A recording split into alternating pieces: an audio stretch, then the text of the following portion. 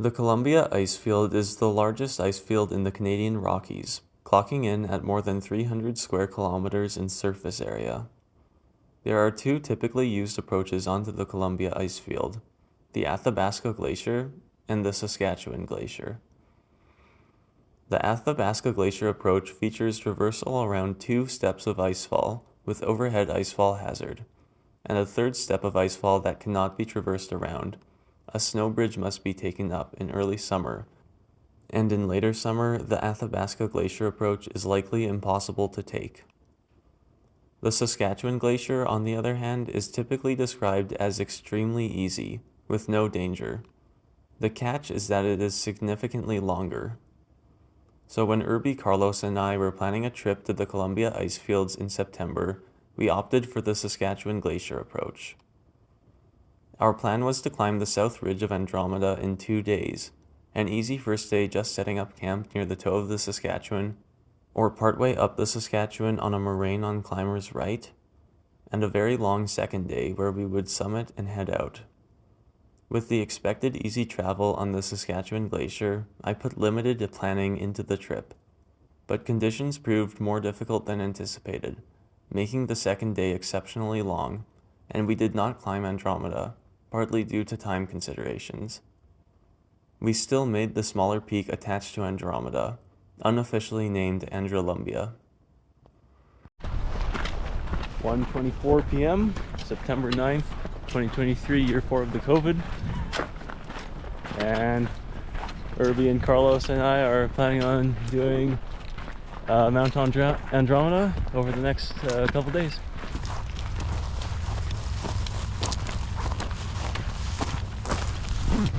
There's Andromeda, which we're planning on climbing, and then Athabasca is that high peak there with a little bit of fresh snow on it.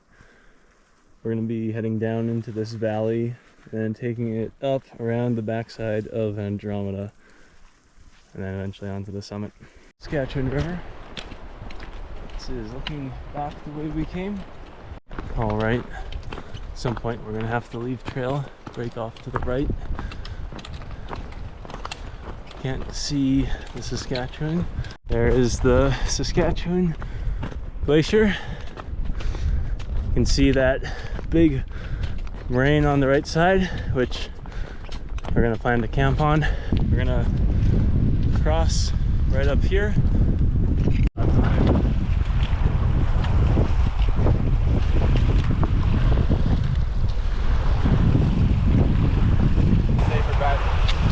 I think over here, go up a bit and then go across. It's a bit slippery on some of these rocks.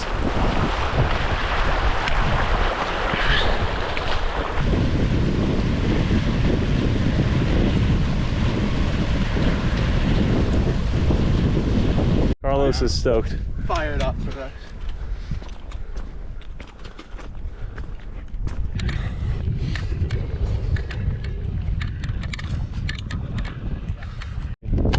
Water shoes are off, and it's a short way around the lake to the glacier now.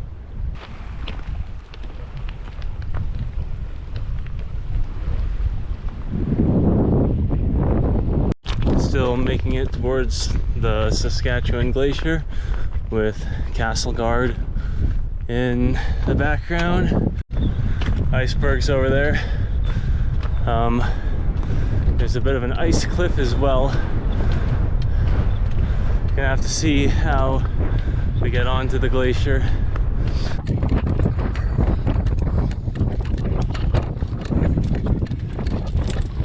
There goes Carlos.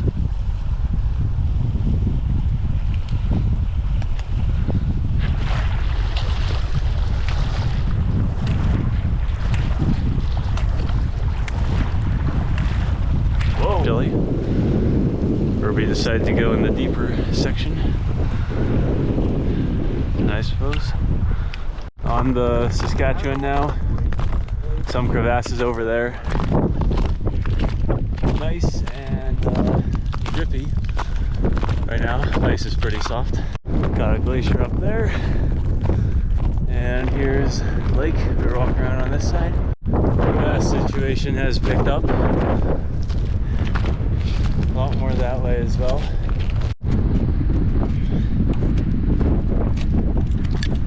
Few crevasses. Now we're get around it. Good job, Carlos. Traveling unroped through crevasses, just like they show in all the pictures for the people who take those courses. Of what not to do? No, of what you can do. The guided tours, looking over a crevasse, only has micro spikes on, no rope. I know. All right, really close to the moraine now. We really just need to find the spot to set up the tent. Good views. Yeah, so here's the Saskatchewan Glacier. Holy fuck, it used to be really high. And then our camp spot's gonna be just a little bit down here. And tomorrow morning we're gonna be following up this moraine for good ways till it hopefully gets a bit lighter out. Pulled up a bunch of waters. I think I'm standing right next to a Merlin here. And yeah, Raven is on my table. What are you doing here?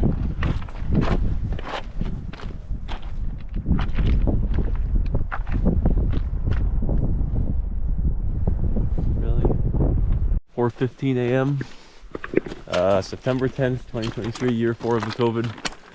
And summit day for Mount Andromeda. Moraine got pretty crevassy, so we have now roped up and we're gonna get off the moraine and hopefully get into the interior of the Saskatchewan Glacier where there will hopefully be less crevasses. Sun is coming out now. Nice orange tinge. We've been running into a lot of these super glacial channels, which are not actually flowing right now. This way, there are some crevasses by the looks of it, and Castle Guard looks pretty nice.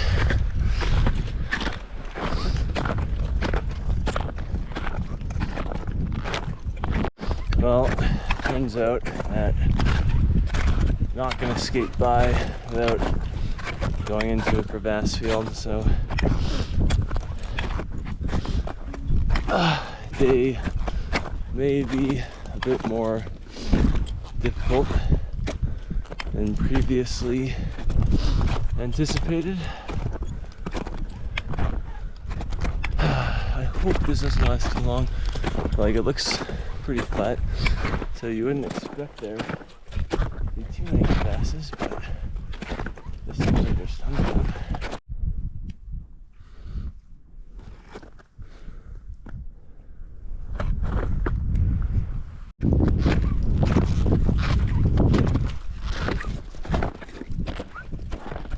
Finally getting some alpenglow on Castle Guard and Bryce.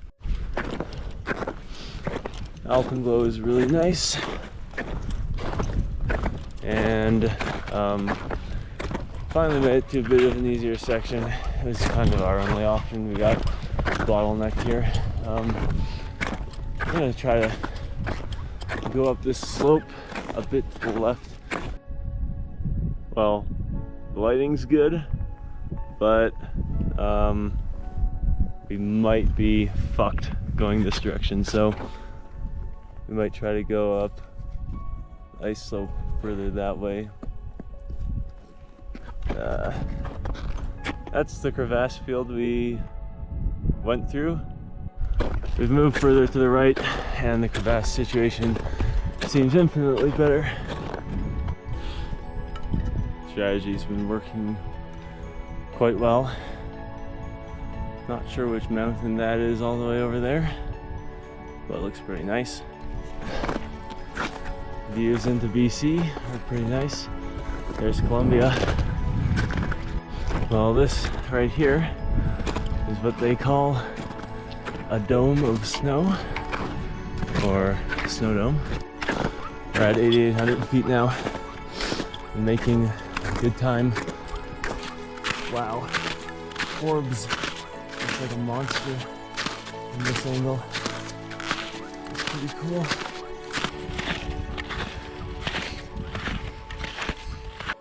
We need to go up this stuff somehow.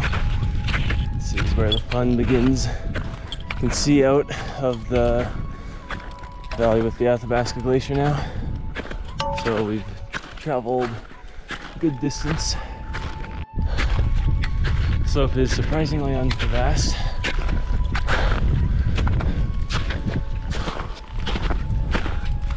Running into a few issues with crevasses trying to get up to the pass.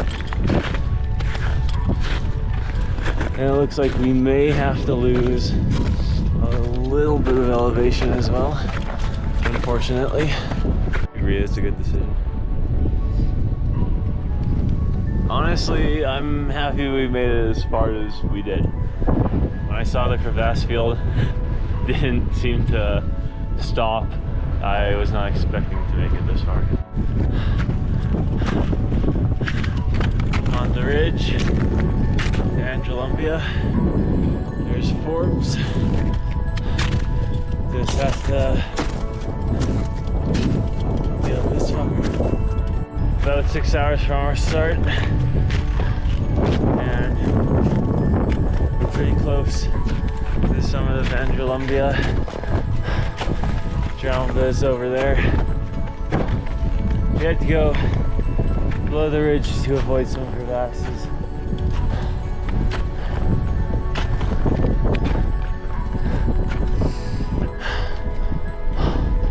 Great view. Forbes is just crazy sticking out like that.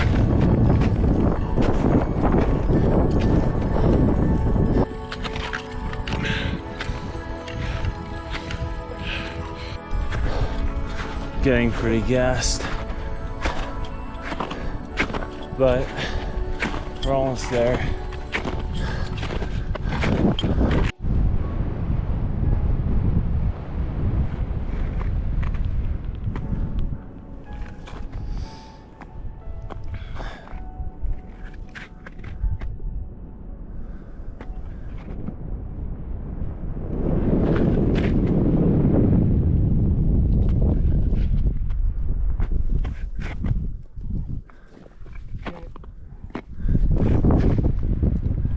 You boys, but I need some. All right, starting the descent now from Androlumbia. Highest mountain in the world.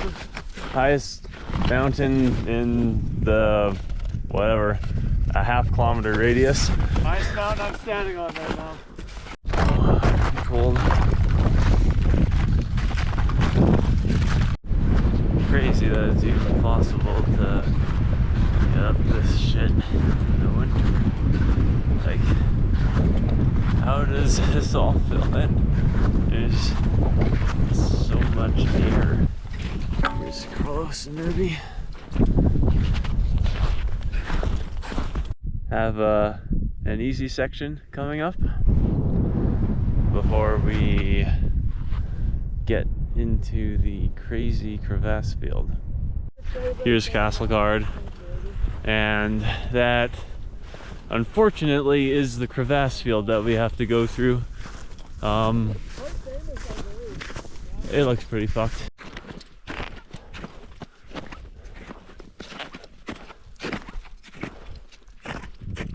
Well, here's the ice fall. We were close. By the end of it.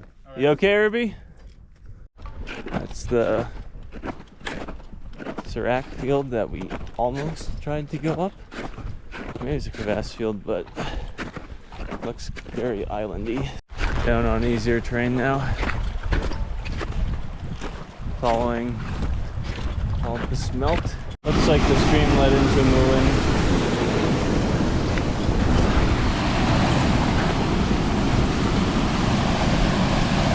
Pretty cool.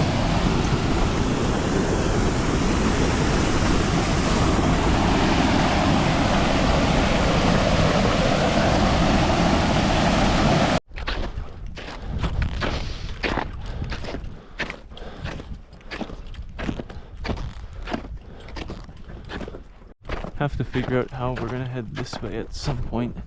I think it might be a little bit further up.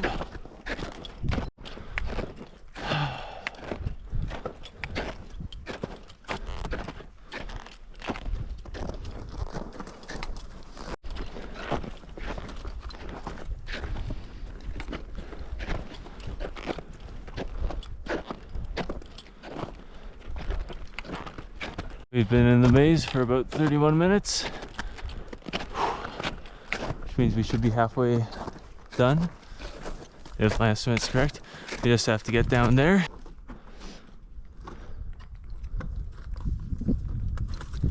Good work, Carlos.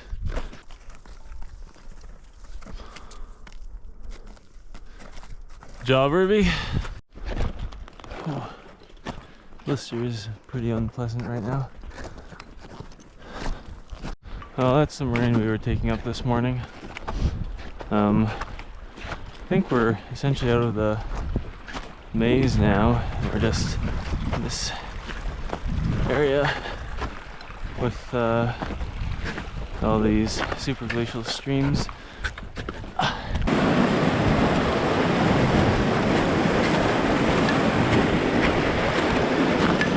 Been walking along this pretty cool stream. Big waterfall over this way. Did not notice it on the way in.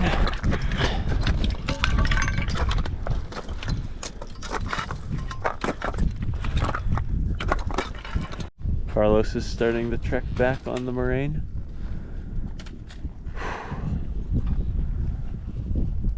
Finally got off the ice. And looks like we've made a decent distance down the glacier, to be honest. See the lake finally. This in the morning. Joffrey was definitely. The waterfall's beautiful. Around 17. At a high point on the moraine. Here comes Carlos. There's Cascard. And the Saskatchewan Glacier is pretty long, to be honest. Yep.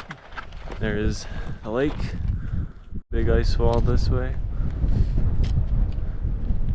This giant thing in the morning. We were traveling on the back side of it. I'm not exactly sure what it is. Looks like it might just be a gigantic wind. 4:48 p.m. We've packed up camp and we have the heavy packs on again, and just need to go out the remaining 12 or so kilometers.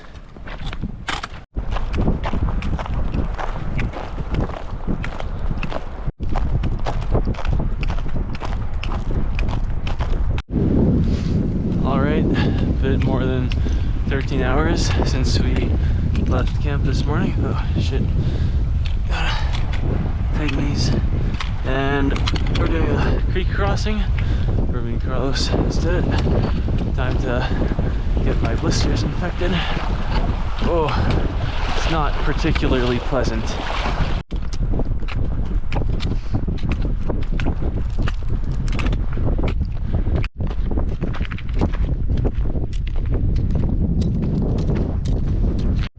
Most of the way around the lake now.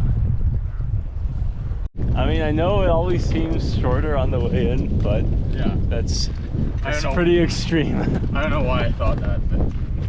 All right, about to ford the Saskatchewan River.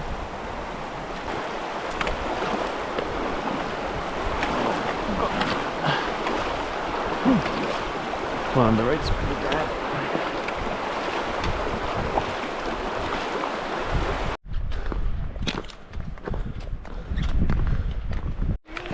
Catch up, I'm gonna take a picture.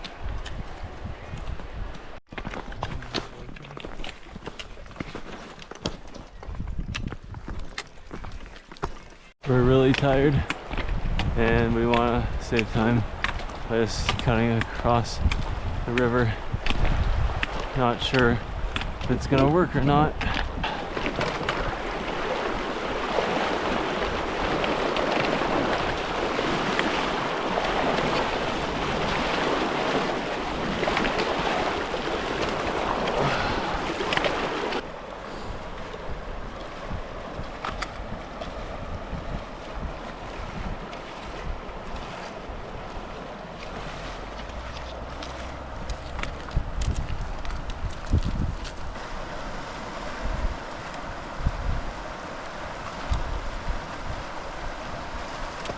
All right, 7:53 p.m. and we have made it in about 15 hours and 40 minutes or something. Did about 41 kilometers today. This trip was not as expected. The Saskatchewan Glacier approach is much more difficult than people make it sound. Getting onto the Columbia Icefield from the Saskatchewan Glacier through the maze of crevasses is not easy. Many people travel on glaciers in the early season when there is good snow coverage. I believe this often leads to ignorance about what is actually going on under that snow. In this case, there were a lot of holes under that snow. Still, one of the great pleasures of mountaineering is facing obstacles that you are unprepared for, and this was a really fun trip. The Saskatchewan Glacier approach to the Columbia Icefield is beautiful and worthwhile. Likewise, YouTube. It's me, the energy guy, the glue guy. C Baggy _, aka Baggy Mountain Adventures. We out here on the Columbia Icefield. Just honestly, it brings a tear to your eye. Just so grateful to be out here before they disappear in 2 years. All this melts. You know, we're just hanging out. Coy essentially rope guns me up the entire mountain, and he's gonna pretty much have to belay me down the entire thing, but that's okay. I did it. Feeling good. Spirits are high. Sun's out. Nose is probably a little burnt. You know, hands are a little sweaty, but we got mom's spaghetti waiting for us, so we're good.